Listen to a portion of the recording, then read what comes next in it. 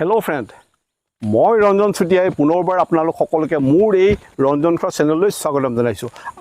আজি আকৌ এটা নতুন ভিডিঅ' লৈ। আজি ভিডিঅ'টো চাই আপোনালোকে ভাল পাব। মানে যিসকল নিবনুৱা, যিসকলৰ এতিয়ালৈকে চাকৰি বাকৰি পোৱা নাই, চাকৰি বিচাৰি হাবাথি খাই ফুৰিছে, বা যাৰ কোনো মাটি আছে কিন্তু তেওঁলোকে কি কৰিম কি নকৰিম বুলি ভাবি আছে, তেখেতসকল উপকৃত হ'ব। সেয়েহে আজি এই ভিডিঅ'টো মই উপস্থাপন কৰিছোঁ। অৱশ্যে বহুত গৰম পৰিছে, গৰমত ঘামি আছোঁ, তথাপিতো আপোনালোকৰ কাৰণে মই ভিডিঅ'টো আৰম্ভ কৰিছোঁ। আপোনালোকে মই ক'ত আছোঁ দেখিছেই নহয়, মোৰ পিছফালে কিছুমান গছ গছনি আছে। আপোনালোকে দেখিছে নহয়, এইজোপা হেঁত গছ দেখিছে নহয়, আৰু একদম শাৰী পাতি এইবিলাক গছ আছে। এইবিলাক গছ কি আছে সেই তাৰ ওপৰতে ভিডিঅ' বনাই। এইফালে দেখিছে এইজোপা হেঁত, আপোনালোকৰ এইফালেও চাওক, এইজোপা হেঁত একদম ওখ ওখ গছ আছে। এই গছবিলাকৰ ওপৰতে মই ভিডিঅ' বনাব লৈছোঁ। আৰু এই গছবিলাকনো কি, সেই সকলোবিলাক মই বিতংকৈ ক'ম, কেনেদৰে ৰোপণ কৰিব লাগে সেইবিলাকো ক'ম। আপোনালোকে ভিডিঅ'টো স্কিপ নকৰাকৈ চাই থাকক। আৰু এতিয়া কৈছোঁ, এইবিলাক হৈছে আফ্ৰিকান মেহগনি। এই আফ্ৰিকান মেহগনি গছৰ বহুত গুণ আছে, বহুত এটা দামী কাঠ। এই আফ্ৰিকান মেহগনিৰ যিবিলাক কাঠ, সেই কাঠবিলাক ৰঙচুৱা হয়। আৰু এইজোপা গছ আমাৰ অসমৰ জলবায়ুত সাধাৰণতে 70ৰ পৰা 80 ফুটলৈকে ওখ হয়। মিনিমাম 70 ফুটৰ পৰা 80 ফুট আপোনাৰ এইবিলাক গছ ওখ হয়। আমাৰ ভাৰতৰ বাহিৰত হয়তো আৰু ডাঙৰ হয়, কিন্তু আমাৰ অসমৰ জলবায়ুত এইবিলাক 70ৰ পৰা 80 ফুটলৈকে ডাঙৰ হয়।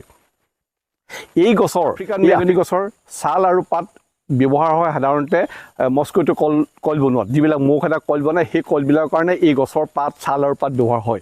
তাৰোপৰি এই গছৰ কাঠ বাদ্যযন্ত্ৰ, বন্দুকৰ কুন্দা, ফাৰ্নিচাৰ, জাহাজ এইবিলাক কামত ব্যৱহাৰ হয়। কিয়নো এইবিলাক কাঠ পাতল আৰু বহুত বছৰলৈ মিনিমাম 25 বছৰলৈকে কোনো মানে পানীত পৰি থাকিলেও একো নহয়। গতিকে এইবিলাক এটা বহুত দামী কাঠ। সেই কাঠৰ মূল্যও বজাৰত বহুত বেছি। গতিকে এই যদি আফ্ৰিকান মেহগনি গছ আপোনালোকে লগায়, আপোনালোকে বহুত উপকৃত হ'ব।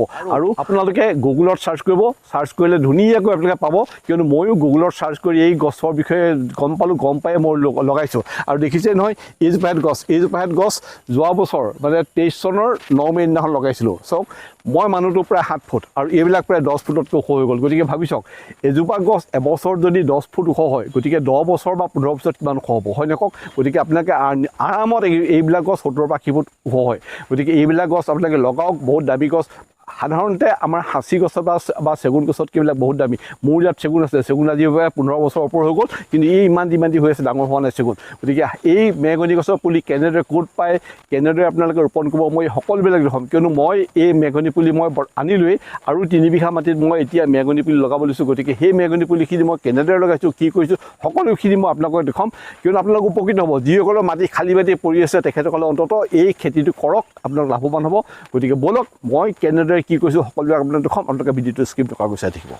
এতিয়া আপোনালোকক দেখুৱাইছোঁ মই মেহগনি পুলি। এইখিনি চাওক, এইখিনি হৈছে প্ৰায় 600 মেহগনি পুলি আছে। প্ৰায় 2 ফুটৰ ওখ মেহগনি পুলি এই 600। তাৰ লগতে আছে এয়া হৈছে বগা চন্দনৰ 20টা পুলি, আৰু আছে এয়া হৈছে ৰঙা চন্দন। এই ৰঙা চন্দনৰ 100 পুলি। এই গোটেই পুলিখিনি জাগিৰোডৰ দাফোডিল নাৰ্চাৰীৰ পৰা আমি আনিছিলোঁ, নাইট ছুপাৰত আনিছোঁ। গতিকে আপোনালোকক যদি দৰকাৰ হয়, আপোনালোকক অৰ্ডাৰ দিলে নাইট ছুপাৰটো পঠিয়াই দিয়ে। গতিকে আপোনালোকক দেখুৱালোঁ, এইখিনি হৈছে ৰঙা চন্দন, বগা চন্দন, আৰু এইখিনি হৈছে মেহগনি পুলি। গতিকে এই মেহগনি পুলিখিনি কেনেদৰে লগাওঁ, ক'ত লগাওঁ, সেইখিনিক আপোনালোকক দেখুৱাবলৈ হ'লে মানে আমাৰ প্ৰথমতে আপোনালোকক যিখিনি মই মেহগনি বাগান দেখুৱাইছিলোঁ, সেইডোখৰ পাৰ হৈ আহি আমাৰ এইখন হৈছে চাহ বাগান। চাহ বাগানত আমাৰ এই কৰ্মচাৰীসকলে পাত ছিঙি আছে, আৰু সেই বাগানখনৰ আমাৰ দাঁতি যাব লাগিব। মানে বাগানখন পাৰ হৈ পেলাই মই আকৌ য'ত আমি এই কামখিনি কৰাব লৈছোঁ সেইখিনি পামগৈ। গতিকে আপোনালোকক মই তালৈ লৈ যাওঁ। এতিয়া এই দেখুৱাইছোঁ চাওক, এইখন হৈছে বাগানখনৰ দাঁতি এটা সৰু লুংলুঙীয়া ৰাস্তা। এইখনেই বাগানখন। এই লুংলুঙীয়া ৰাস্তাটোদি যাব লাগিব। মানে আমাৰ এই বাগানখনৰ একেবাৰে যিটো চুক, সেই চুকটোৱেদি সোমাব লাগিব এতিয়া একদম হাবিৰ মাজত। এয়া দেখিছে নহয়, একদম মই হাতত ডালৈ আহিছোঁ, একেবাৰে লুংলুঙীয়া ৰাস্তা। চাওক, দুইফালে হাবি, তাৰ মাজতে এটা সৰু লুংলুঙীয়া ৰাস্তা। এই লুংলুঙীয়া ৰাস্তাদি যাব লাগিব। এয়া, আৰু ওপৰলৈ যদি চাওক, ওপৰখনত বেলি দেখাই নাপায়, আকাশ দেখাই নাপায়, অলপকৈ দেখা পোৱা গৈছে। এয়া, আৰু এই সন্মুখত মই এইখিনি আপোনালোকক দেখুৱাইছোঁ কাঠ।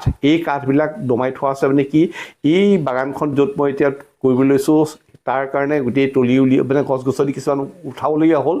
আৰু এটা ৰাস্তা হৈছে, এই ৰাস্তাটো দেখিছে নহয়, এইখন হৈছে এখন মৰিনামনাংখনৰ পাৰতেই আমাৰ এইখিনি মাটি অৱস্থিত। ককাৰ দিনত ইয়াত চুমনি আছিলে, কিন্তু সেই চুমনি ককাহঁতে পুহিবলৈ বাদ দিয়াৰ কাৰণে চুমনি আছিলে, সেই চুমগছ নাই।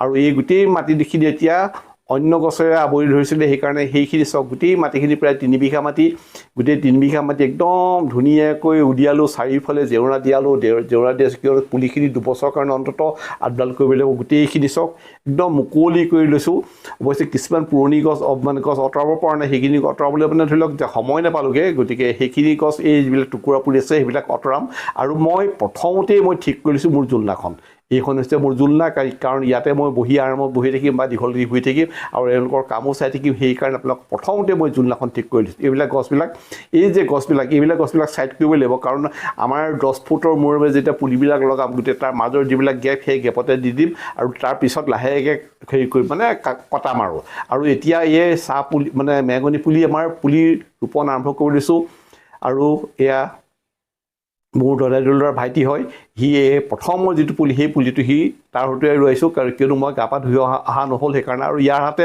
আচলতে যদি পুলি লগাই নহয় ইয়াৰ পুলিবিলাক মানে নমৰে মানে আগতেও দেখিছোঁ যিমান বাগান কৰিছোঁ ইয়াৰ হতুৱাই কৰিছোঁ ইয়াৰ হাতখন কিবা এটা আছে মানে কেনেদৰে ৰয় কি কৰে নাজানো দেই পুলি নমৰে সেইকাৰণে প্ৰথম বোলো যিটো আৰম্ভণি পুলি সেই পুলিটো তই ৰু সেইকাৰণে ৰুইছে গতিকে দেখুৱাইছোঁ আৰু তাৰ লগে লগেই আমাৰ গোটেই মানুহবিলাকে এয়া দেখিছে নহয় পুলি ৰুবলৈ আৰম্ভ কৰিলে আৰু এই যে গাঁত খান্দিছে গোবৰ দিছে দৰৱ দিছে তেনেকৈ সকলোবিলাক লাগিছে বাল্টিঙতে গোবৰ দি আছেগৈ আৰু এই গাঁতবিলাক প্ৰায় 1.5 ফুট দ আৰু 2 ফুট যদি বহল কৰে তেতিয়া ধুনীয়া হয় আৰু আমি 10 ফুটৰ মূৰে এই বাগানখনত পুলিবিলাক লগাব লৈছোঁ দেখিছেনে এয়া মানে দেখিছে আপোনালোকক কৈছোঁ এবাৰ যে গাঁত খান্দিছে পুলি ৰুইছে দৰৱ দিছে আৰু ইফালে চাহ বনাইছে এয়া চাহ বনাবলৈ লৈছেগৈ কাৰণ সিহঁতে ইয়াতে চাহ বনাইছে আৰু দূৰত সেইখনেই হৈছে আমাৰ বাগানখন চাহ বাগানখন অৱশ্যে এইফালৰ পৰা ধুনীয়াকৈ দেখা পোৱা যায় তেতিয়া দেখা পোৱা নাছিলে এয়া দেখিছেনে এই ৰাস্তাটোৰে মই আহিছিলোঁ গতিকে আপোনালোকক দেখুৱালোঁ চাহ তাহ খাব আৰু পুনৰবাৰ মই দেখুৱাইছোঁ যে সেইখন তলি গতিকে আপোনালোকে যদি এই মেগনি পুলি ৰুওঁ বুলি হয় আপোনালোকে ৰুৱক বহুত ভাল হ'ব কাৰণ খালী গাঁতটো 2 ফুট বহল 1.5 ফুট যদি দ কৰে ভালদৰে পটাছ মানে ছুপাৰ থাইমেক্স তেনেকৈ এইবিলাক সকলোবিলাক দিয়ক দি পুলি লগাওক আৰু 15 বছৰত বেচিব পৰা হ'ব ইয়াকে